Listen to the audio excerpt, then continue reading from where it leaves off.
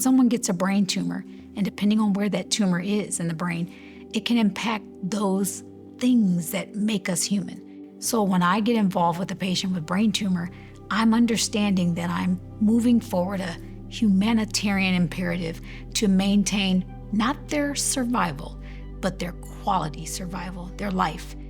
Kathy and I were born and raised here in Indianapolis. She is 2 years older than I.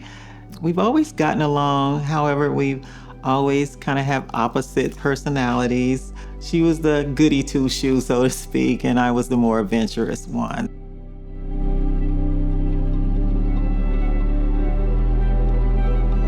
The morning of March 3rd, I heard Kathy's doorbell ring. We had a system where our cameras and doorbells were connected because she was by herself, so we kind of kept an eye on one another. I was about ready to go into the shower, but then I just got very sick, and then I realized I need some help.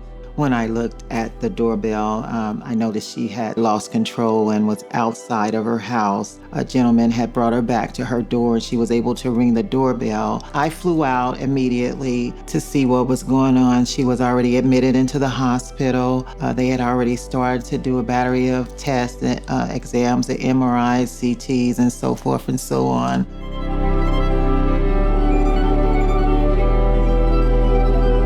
So my first thought after hearing that it was poor, possibly 2 to 4 months of survival, it was frightening and traumatizing. The doctors in San Diego had given up on me, and they were ready to put me in hospice. And my mother was insisted that I get here home to her.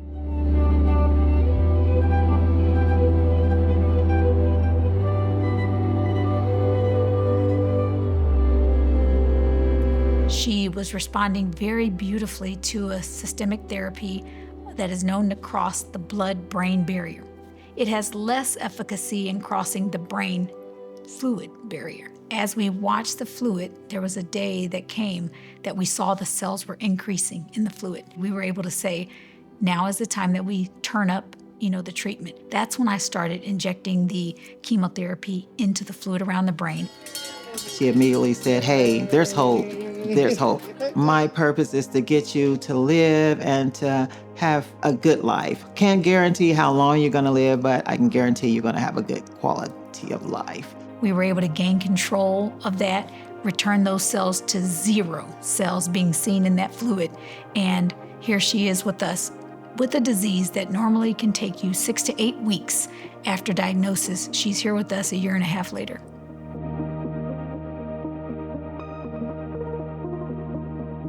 Shirley was a strong woman, period. And it was kind of ironic because she, the first few months, took care of Kathy. And then later, before Shirley passed, she took, Kathy wound up taking care of her. I was so grateful to spend this last year with my mother. I know that the only request that I have of the universe is that I die before my children do. And I was able to grant her mother passing and still having her daughter Kathy around. And Kathy has been a very amazing example of living. And living to me is much larger than just life. She's traveled. She's been back to San Diego to visit for a month's time. She's been out playing pickleball. She comes home, she goes to church. She is phenomenal, and she has a very good quality of life. To anyone who supports this research, be it financial, physical, however, God bless you. It is definitely an important research. It's definitely needed. And myself, my family, and Kathy, we are so grateful because if it weren't for you, she would not be here as long as she is today, is my belief. I like to say, thank you so much. I know I wouldn't be where I am without the research and seeing others giving back to others, to humanity. I think that's what makes the world go round.